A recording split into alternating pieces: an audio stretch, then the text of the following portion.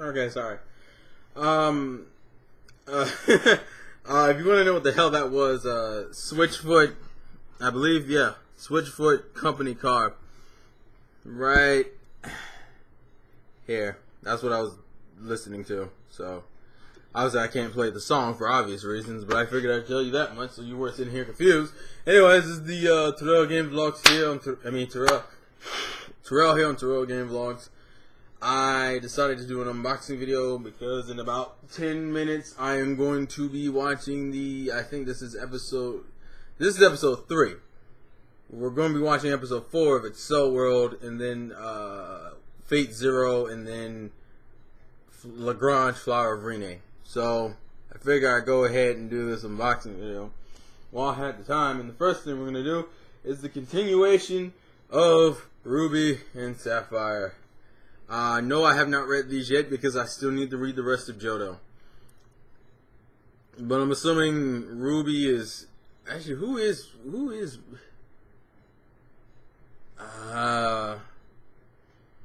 I guess Ruby is the male character and Sapphire is the female character. This is technically the second volume of Ruby and Sapphire. And then on the back, Roxanne and Brawley, which I'm curious of how different they are from their manga counterparts. I feel like Roxanne's going to be stuck up because that's how Roxanne is. I mean, Roxanne kind of came off stuck up in the anime, but, you know, I feel like she might be more stuck up in the manga. In terms of Brawley, I'm just gonna flip through this real quick if they show Brawley. Well, I know Team Magma is in here. I don't necessarily see Brawley though. Yeah, I don't see Brawley. It's just a whole bunch of Team Magma stuff. What the fuck is this? Okay, never mind. I'm just spoiling myself on bullshit. But I figured I'd look. Next thing. And the remainder of this video would be the One Piece. The One Piece. The Piece of One. Blah, blah, blah. No, this is volume 43. This is around the midpoint of the CP9 saga, even though for some reason in Shonen Jump they just call it Water 7. Which I guess technically makes sense because Water 7 and CP9 can be considered one arc. These things are thick. Like around this volume is when it starts getting really thick. Oh, this is a badass color page. I wish this was animated. Ah, it looks cool as fuck. That looks cool as fuck. Obviously we got on the cover Zoro, Saga King, Luffy. We actually pretty much had the entire Straw Hats except for Robin, which is kind of disappointing. But then again, we're still in the middle of saving Robin. Like this volume starts. Yeah, this volume is starting during the middle of Luffy and Lucci's fight, which is what Luffy's doing the entire arc, to be perfectly honest. At least CP9 part, he's really spending the majority of the time fighting Lucci, which is kind of retarded.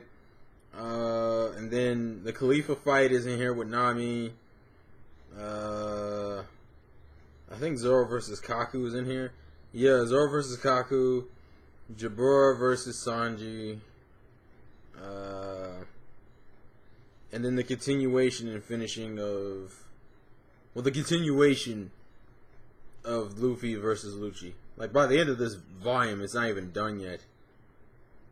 This is ridiculous. Yeah, this is fucking ridiculous.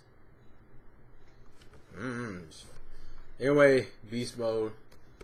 So the thing that I think everyone cares about is the last volume of Season 4 of One Piece. Which is funny because this is so close to correlating with each other, it's retarded. I technically think this stuff is in like volume 41, probably? 41 or 40. And this is the rest of the episodes for Season 4, which is airing on Toonami, I think, in...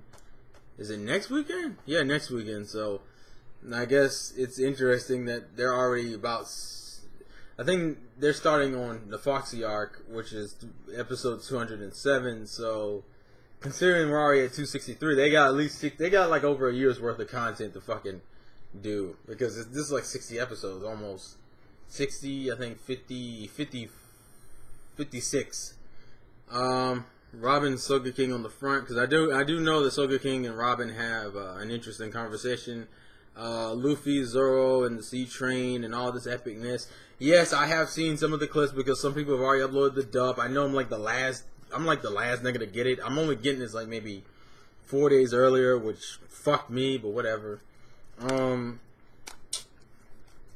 In terms of I've heard the Soga King song. I haven't like listened to it 8 times, because if I do that, then I'm gonna ruin the true effect of watching it. But I have heard it in English. Sounds pretty cool. I hope there's like English subtitles for like Sunny's version, because he's obviously, they don't call him Soga King in here, they call him Sniper King. But what is this? Are they doing something they haven't done in forever? Is this a what? Okay. MMO bullshit packet. That was weird. There's a code on the back, which is why I'm not showing you the other side. It's not like I don't think I'm going to play it. I'm just saying, Funimation postcard thing again. And then obviously the discs, which are the exact same disc we're used to. 253, which is where where Sanji goes in. Nami pretty much, I'm guessing 254 is when Nami pretty much explains to Luffy the real reason why Robin left. Then Rocket Man stuff.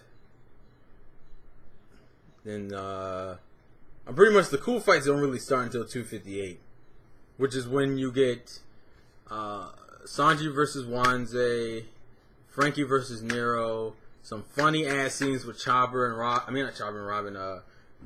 Sniper King and Robin, and, some kick ass speeches. Also, we get to see kind of a mini Sanji versus Bruno fight, even though they pretty much get wrecked.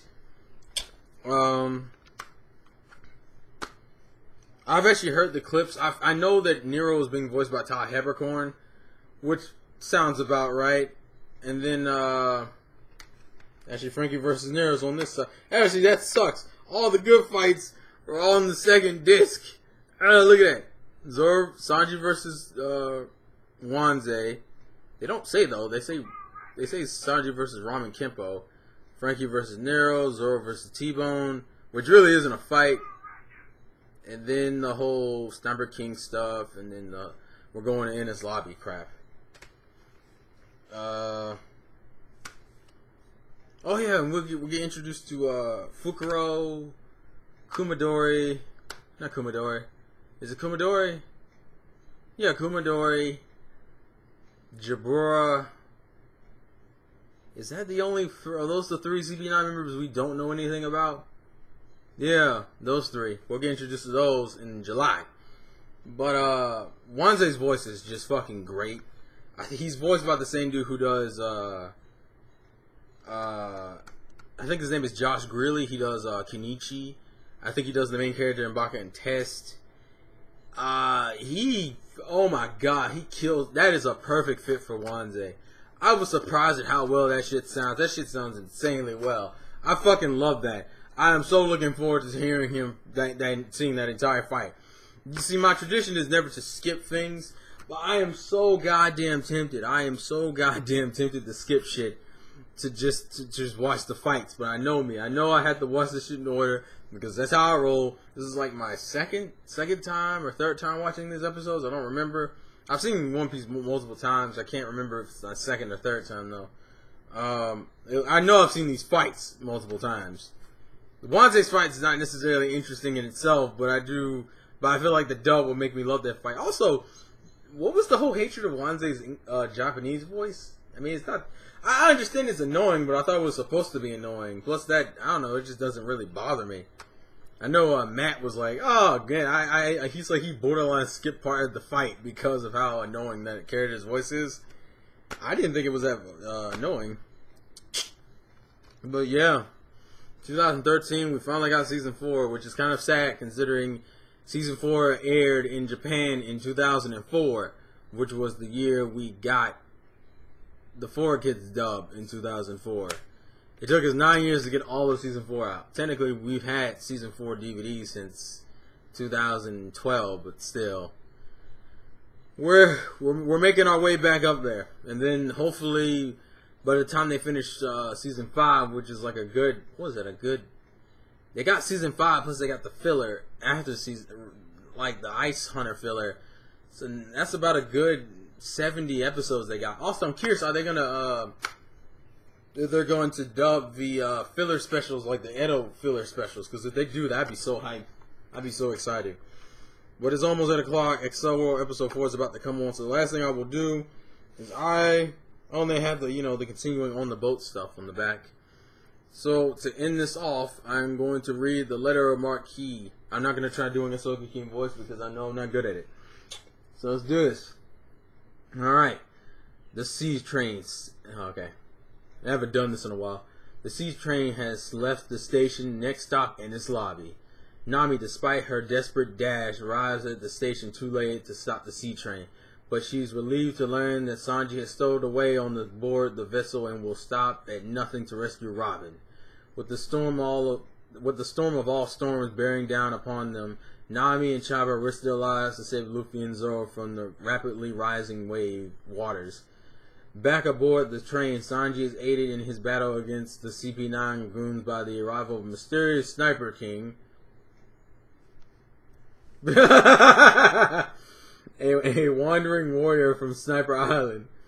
As the scattered strides fight to reunite, fate draws them even nearer the foreboding fortress of Enies Lobby. Will our heroes live to face their hour of reckoning?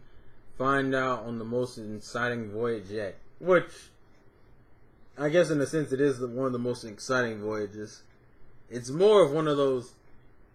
We're coming to like the fights on this set are pretty good from what I remember. I think but like Frankie's is just goofy as shit because it's his first real fight in the series. And Sanji's is a mixture. It's like this fight for Sanji holds only one special meaning, is because it's the first and only time he ever uses let's just say he kind of rips off Zoro at a certain point in this box set. But that's my unboxing. I'm sorry I've dragged this on too long. XO World's about to come on, so I will catch you guys later. This has been the vlogs again from your boy Terrell, and peace. I'm so distracted.